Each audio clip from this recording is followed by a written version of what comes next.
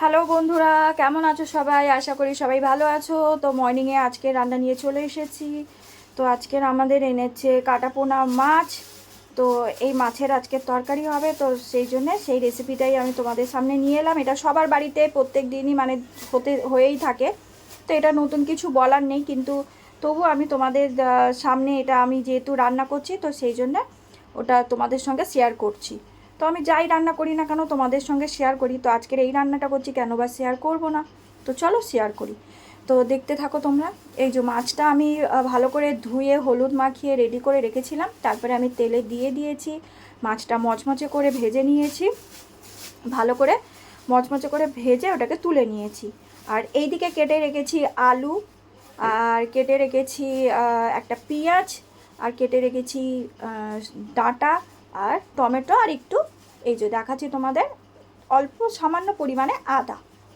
তো যেহেতু পাতলা ঝোল হবে ওই জন্য আমি বেশি কিছু দেব না, টমেটো দিয়ে আর আদা দিয়ে একটু পাতলা করে করব ঝোল। আর যেহেতু এখন সজনা ডাঁটা উঠেছে, তা এখন তো সজনা ডাঁটা দিলে তরকারির স্বাদ প্রচুর পরিমাণে খুলে যায়, তো সেই জন্যে সজনা ডাঁটা দিয়ে ঝোলটা করছি। তো দেখো, মাছ ভেজে যে তেলটা আছে ওই তেলের মধ্যে আমি দিয়ে দিলাম 5 ফোড়ন, হাফ চামচের মতো 5 ফোড়ন দিয়ে দিলাম।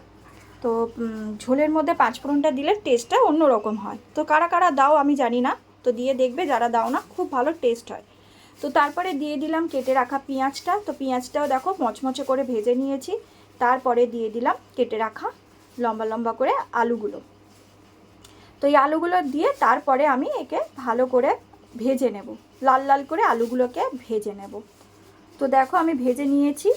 আর তারপরে দিয়ে দিলাম একটা কেটে রাখা টমেটো।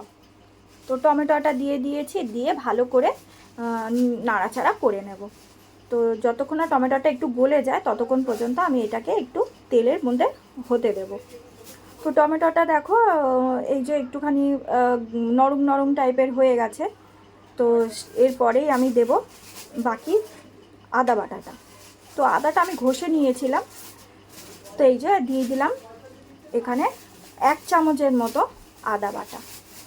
কারণ এটা যেহেতু নিরামিষ ঝোল, তো এটা খুব একটা বেশি আমি ঝোল করব বলে আদা রসুন মানে মশলাপত্র বেশি দেব না, সামান্য হালকা অল্প অল্প মশলা দিয়ে এটা পাতলা করে গরমের সময় ঝোল করব, যে ঝোলটা খেতে খুবই ভালো লাগে।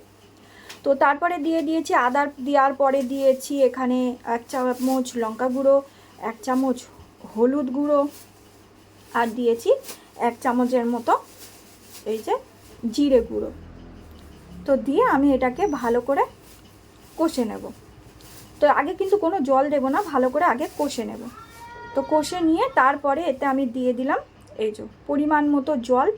তো যেহেতু আমি এটা ঝোল করেছি, তো আমি এখানে 2 কাপের বেশি জল দিয়েছিলাম। তারপরে দিয়ে দিলাম জলটা দেওয়ার পরে 1 চামচ নুন। তোমরা তোমাদের পরিমাণ মতো দেবে, যতটা জল দেবে ততটা পরিমাণে নুন দেবে। তো নুনটা দিয়ে আমি একে ভালো করে নাড়াচাড়া করে নেব। তো নাড়াচাড়া করে একে আমি 10 মিনিটের জন্য ফুটতে দেবো, যাতে আলু ডাঁটা সব ভালোভাবে সিদ্ধ হয়ে যায়। তো দেখো আমি একে রেখে দিলাম 10 মিনিটের জন্য। আর এইদিকে মাছগুলো এই যে ভেজে রেখেছিলাম তোমাদের দেখিয়ে দিলাম। তো আজকের আমি 5টা মাছ দিয়ে ঝোল করব, যেহেতু আজ সবাই বাড়ি আছে, তো সেই জন্য বেশি করে মাছের ঝোল হচ্ছে, নাহলে সবাই একটা করেই খায়। তো এইদিকে 10 মিনিট ফোটা হয়ে পরে আমি দিয়ে দিয়েছিলাম মাছগুলো। এই যে মাছগুলো দিয়ে দিয়েছি, দিয়ে মাছ দিয়ে আমি বেশিক্ষণ ফোটাই না, সামান্য পরিমাণে ওই 2-3 মিনিটের জন্য ফোটাই, কারণ মাছ একদম ভ্যাত হয়ে গেলে খেতে একদম ভালো লাগে না আমাদের। তো সেই জন্য মাছটা দিয়ে 2-3 মিনিট ভালো করে একটু ফুটিয়ে নেব, আর কোনো ঢাকা দেব না। 2-3 মিনিট ফুটিয়ে নেব, নিয়ে তারপরে মাছের ঝোলটা নামিয়ে নেব।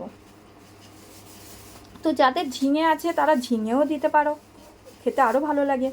তো দেখো আমার এই যে 10 মিনিট ফুটে রেডি, আমার 10 মিনিটের মধ্যে মাছের ঝোল। তো এটা হচ্ছে গরমকালে পাতলা নজনে ডাঁটা দিয়ে কাটাপোনা মাছ দিয়ে আলু দিয়ে মাছের ঝোল। তো ভিডিওটা কেমন লাগলো একটা লাইক কমেন্ট অবশ্যই করে দিও। টাটা।